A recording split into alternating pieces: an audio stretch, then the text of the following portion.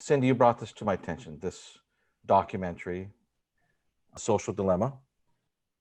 And I checked it out and it was really disturbing.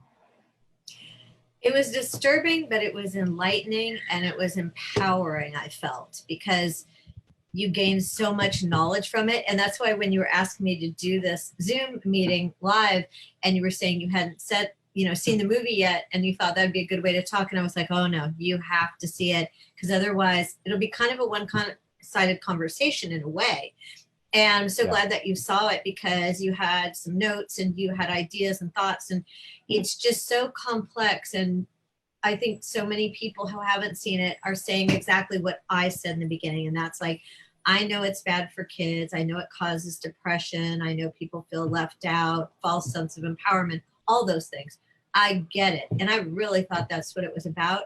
And I don't even want to say it was the tip of the iceberg. It was like, it was part of it, but it was not what the most important parts were. And that's a sad state of affairs when you're talking about depression not being the worst part of what we're seeing. Yeah, it was much larger, wouldn't you say, the impact? Yeah, I would. And I think, we don't want to give away the whole film, I know, but there's certain key points we have to talk about, I think. And the beginning of the film, when the guy said, if you're not paying for the product, you are the product. And I was like, whoa. And that is a common phrase in Silicon Valley. That's not something I use in my line of work. It's not something I hear on a day-to-day basis or perhaps have ever heard.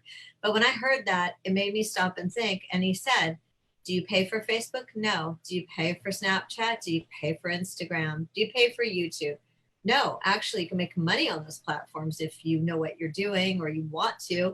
So how are they making money? And you see the ads pop up and stuff, but you just think, well, that can't really be enough. And it's so much of a bigger picture. Yeah, they're basically working on technologies, on social cues. They're tapping into old primitive things that are in human beings, instincts we have, in order to get us to stay on a smart device or a computer longer. And that way they can sell more ad space to the people that pay them.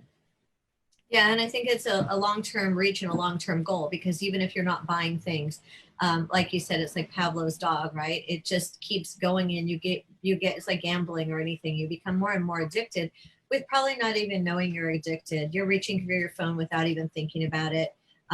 I think, I think it's Apple, at least on my phone, it comes up and it tells me how much screen time I've used, or I could tap into that or whatever. But how many people do, or people are shocked, but they still continue to do what they do?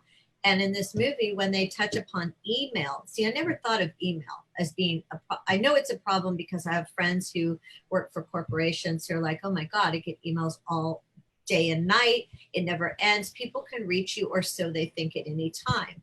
But I've always thought, oh, you could put parameters on that. You just have to train yourself not to answer after a certain time, unless it's an emergency. But this conversation in this movie went way beyond that, and why email is probably the first root of the cause, and then we have the social medias coming after that.